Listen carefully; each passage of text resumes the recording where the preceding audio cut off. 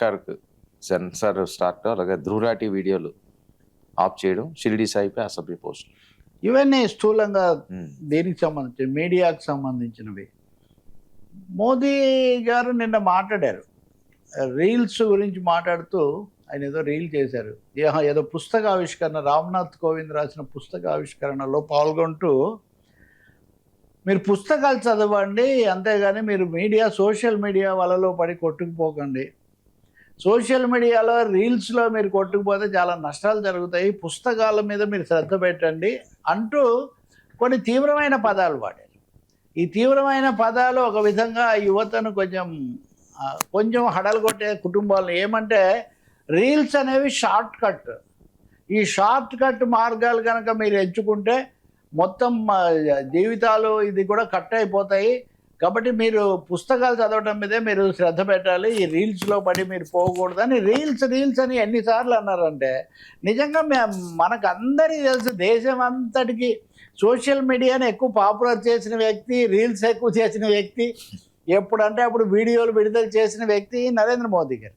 ఆయనే ఇప్పుడు పిల్లలు రీల్స్లో కొట్టుకుపోకూడదు, కుటుంబాలు చాలా జాగ్రత్త వహించాలి, కొంతమంది చేసేవి ఎక్కడెక్కడికో దారి తీస్తాయని పరోక్షంగా కాదు ప్రత్యక్షంగానే ప్రభుత్వం సోషల్ మీడియాను నిరుత్సాహపరచాలి, కొంచెం వెనక్కు నెట్టాలి, కొంచెం హడలు కొట్టాలని చూస్తున్నట్టుగా కనిపిస్తుంది చాలా స్పష్టంగా. మీరు అడిగిన మిగతా సమస్యలు కూడా దీనికి సంబంధించినవే. మీకు గుర్తుంటే కొద్ది రోజుల కిందట గూగుల్, మెటా, యూట్యూబ్, ఎక్స్ ఇట్లాంటి వాళ్ళందరినీ కూడా పిలిచింది ప్రభుత్వం, పిలిచి చర్చల కోసం పిలిచింది. పిలిచినప్పుడు ఏంటి వాళ్ళు, మీరు ప్రధానమంత్రి వీడియోనే మీరు అప్లోడ్ చేయకుండా ఆపేస్తారా అని ఆ పేరుతో పిలిచినప్పటికీ నిజానికి ప్రతిపక్షాలు, తర్వాత విద్యార్థులు, యువత నిరసనకు సోషల్ మీడియాలో వస్తున్న ప్రచారం ప్రభుత్వానికి నచ్చట్లేదు.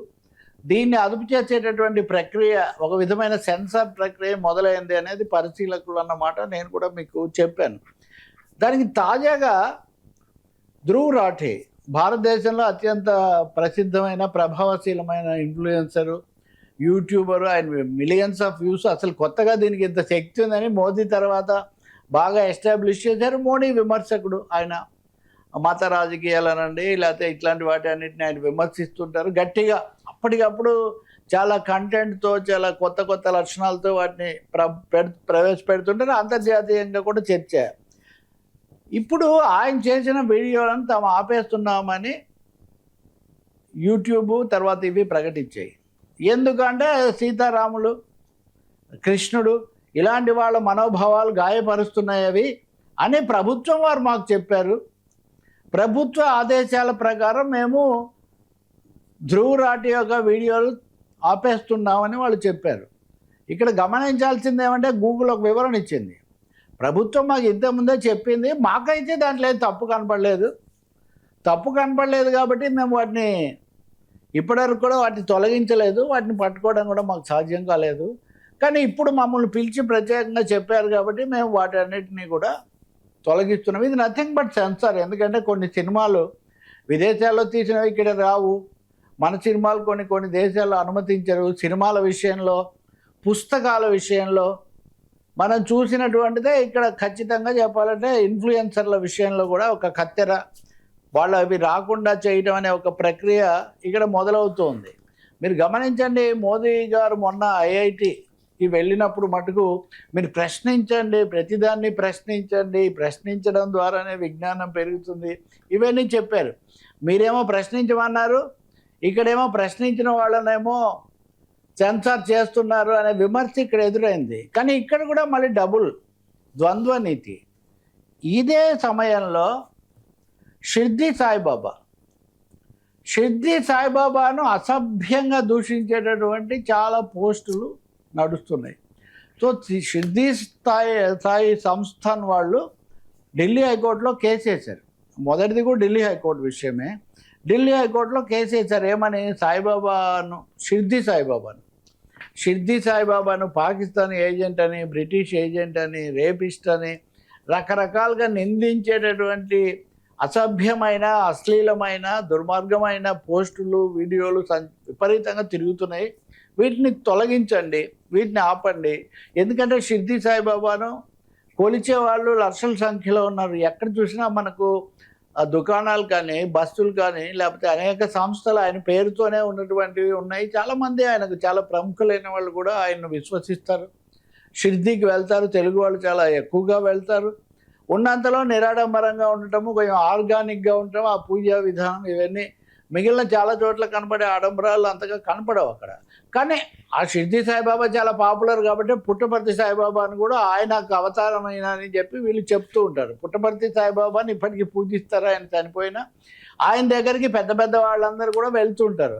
కానీ షిర్డీ సాయిబాబాను ఇంత దూషిస్తూ పెడితే ఎందుకు తీసేయడం లేదు? మీకు తెలుసు ఆయన దేవుడు కాదు, ఆయన ఇది కాదు అది కాదు అని చర్చలు పెట్టిన వాళ్ళు, ద్వేషం వెలిగక్కిన వాళ్ళు చాలామంది ఉన్నారు.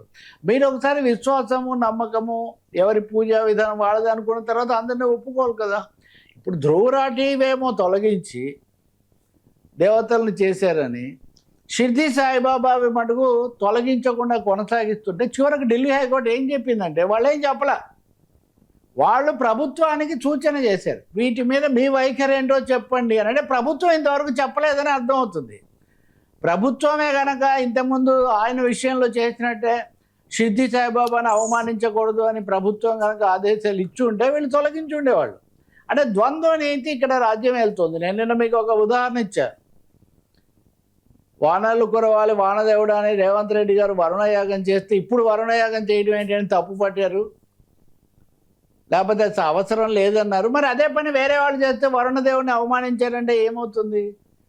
కాబట్టి ప్రభుత్వాన్ని విమర్శించకూడదు. ప్రభుత్వం చెప్పిన పద్ధతిలో ఆలోచించడానికి భిన్నంగా ఉంటే వాటిని తొలగించాలి. ఒక విధంగా ఇది పరోక్షమైన అనధికారికమైన సెన్సార్షిప్. ఇప్పుడు అనధికార ఎమర్జెన్సీ అంటుంటారు కదా, అనధికార సెన్సార్షిప్ అమల్లోకి వచ్చేసినట్టే ఇక్కడ కనిపిస్తుంది. ఈ సమయంలో వర్మ ఇప్పటివరకు మనం మాట్లాడింది ప్రభుత్వ సంబంధమైనవి అయితే సుప్రీంకోర్టు కూడా ఇక్కడ రంగంలోకి వస్తుంది. సుప్రీంకోర్టు ప్రధాన న్యాయమూర్తి జస్టిస్ సూర్యకాంత్ ఆయన కాక్రోచెస్ అనే పదము ఈ పరిణామాలన్నిటికీ కారకులయ్యారు. సో ఆయన బొద్దింకలాగా తిరుగుతున్నారు, వీళ్ళకి పని పాటలేదు, ఇట్లా ఏవో కామెంట్స్ చేశారు. దాని మీద దేశంలో ఒక నిరసన వచ్చింది. అసలే మేము కాక్రోచ్ జనతా పార్టీ అని పెట్టాడు ఒక ఆయన, అదంతా చేశారు. ఇప్పుడు వాళ్ళు సుప్రీంకోర్టు నిన్న ఒక పిటిషన్ తీసుకుంది. ఆ పిటిషన్ ఏంటి? కాక్రోచ్ల గురించి, బొద్దింక గురించి సిజిఐ చేసిన వ్యాఖ్యలు వక్రీకరించారు. ఆయన వ్యాఖ్యలు వక్రీకరించి వాటి వల్ల రాజకీయంగా లబ్ధి పొంది చాలా కమర్షియలైజ్ అది వాణిజ్యపరమైన ప్రయోజనం పొందారు. కాబట్టి వీళ్ళ మీద చర్య తీసుకోవాలి. ఈ పిటిషన్ మేము తీసుకోవచ్చా లేదా మీరు చెప్పండి అని సుప్రీంకోర్టు ప్రభుత్వాన్ని అడుగుతోంది. అంటే ఎంత దూరం తిరిగి నిన్న మీరు గమనిస్తే పవన్ కళ్యాణ్ గారు కూడా నిన్న ఒక ప్రకటన చేశారు. ఏమనే సనాతన విశ్వాసాలు లేకపోతే వీటన్నిటిని గురించి చాలా తేలిగ్గా మాట్లాడుతూ ఉన్నారు. గోవింద నామాన్ని దుర్వినియోగం చేస్తున్నారు. ఇది పాతదే, కానీ నిన్న కూడా మళ్ళీ వచ్చింది కాబట్టి చెప్పాల్సి వస్తుంది. సార్ తెలుగు వాళ్ళు గోవింద గోవింద అంటారు, ఏదైనా పోయిందంటే గోవింద అంటారు. గోవింద అనే వాళ్ళు ఎవరు గోవిందుని ఏమో అవమానించట్లేదండి. అదొక సాంప్రదాయం లాగా వస్తుంది. ఇవన్నీ అవమానించడం అంటే ఏది అవమానించడము ఏది సమ్మానించడం అనేది మీరు ఎలా డిసైడ్ చేస్తారు? నెల్లూరులో మొన్న ఏదో గోవింద నిజమే వైసీపీ వాళ్ళు చేశారు. ఇంకో వైసీపీ చేయక ముందు నుంచి కూడా ఉంది విమర్శ. అంతకుముందు ఒక ఆయన కేసే వేసాడు. నేను చెప్తుంది ఏంటంటే వైసీపీ మీద రాజకీయంగా మీరు చూసుకోండి. ఇప్పుడు దేవుళ్ళు మతాలు అనేవి మీరు ఎప్పుడైతే తెస్తారో వైసీపీగా మీరు ఎదుర్కోండి. కేసులు పెడుతున్నారు, విమర్శలు చేస్తున్నారు, వాళ్ళు మేము చేస్తున్నారు, దాన్ని ఎవరు తప్పు పట్టరు కదా. ఇక్కడ గోవిందుడికి ఏమవుతుందండి? వైసీపీ వాళ్ళు కాదు ఏ పార్టీ వాళ్ళు ఏం చేస్తే మటుకు ఏమనాలి? కళ్యాణ చక్రవర్తికి ఏమైనా కళంకం వస్తుందా? గోవింద అన్నారంటే అవమానం. నాకు తెలియదు, నేను వైసీపీ జోలికి పోవట్లేదు. వారు మన టాపిక్ అది కాదు. నా టాపిక్ దేవుళ్ళని అవమానించడం అంటే ఇప్పుడు వరుణదేవుని అవమానించినట్టు కాదా అని నేను అంటున్నా. ఇప్పుడు ముఖ్యమంత్రి వరుణయాగం చేయటాన్ని నేనేం సమర్థించాను, ఆయన అవసరం లేదని. కానీ వరుణదేవుణ్ణి చేయడం మీద బీజేపీ అధ్యక్షుడు చేస్తే అదేమి పొరపాటు కాదు, అదేమి అవమానించడం కాదా? మరి ఈ అవమానించడం అన్నది ఎవరి కోణంలో వాళ్ళు చూస్తే ఇప్పుడు ధ్రువరాటి రాముడిని కృష్ణుని అవమానించారని ఆయన వీడియోలు తీసేశారు. షిర్డీ సాయిబాబాను ఘోరంగా రేపిస్ట్ అని పెట్టినటువంటి వీడియోలు ఎందుకు తీసేయడం లేదు? షిర్డీ సాయిబాబా దేవుడా కాదా అని నిర్ణయించడానికి ఎవరైనా ప్రభుత్వం నియమిస్తుందా? సుప్రీంకోర్టు నియమిస్తుందా? వాటిని ఎందుకు తొలగించడం లేదు? ఎవరిని అవమానించకూడదు కదా, ఎవరి పూజా విధానం వాళ్ళది కదా. మొన్న కూడా మనం చర్చ వచ్చినప్పుడు చూసాము, ఒక ఆయన ఆయన మాట్లాడినవి ఇప్పటికీ అట్లాగే ఉన్నాయి. ఇప్పుడు ఆ రాధామోహన్ దాస్ మాట్లాడినవి అవేం తీసేయటం లేదే. అంటే కొంతమందికి ఒక నీతి, కొంతమందికి ఇంకో నీతి అయితే అదేలా కుదురుతుంది.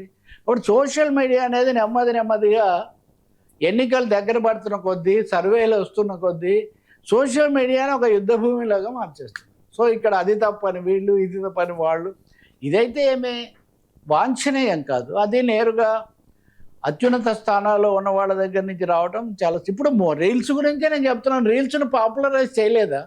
ఇప్పుడు యువతను హఠాత్తుగా మీరు రీల్స్కి దూరంగా ఉండండి అంటే అసలు పిల్లలు మొబైల్ ఫోన్ లేకుండా అసలు ఉండట్లేదు కదా. ఇవన్నీ ఎవరు అలౌ చేశారు? ఇవన్నీ తెచ్చింది ఎవరు? 2013 ఎన్నికలకు ప్రధానంగా సోషల్ మీడియా మీదే కదా ఆధారపడింది. ప్రశాంత్ కిషోర్లు అందరు పుట్టుకొచ్చింది అప్పుడే కదా. కాబట్టి ద్వంద్వ నీతి ఉండకూడదు, రాజ్యాంగబద్ధంగా వెళ్ళాలి అంతే. సార్, కూటమిలో రాజకీయ సంధులు అలాగే శృతి మించుతున్న తగాదాలు. అదే తగాదాలు శృతి మించుతున్నాయి కాబట్టి సంధి యొక్క అవసరం వచ్చింది.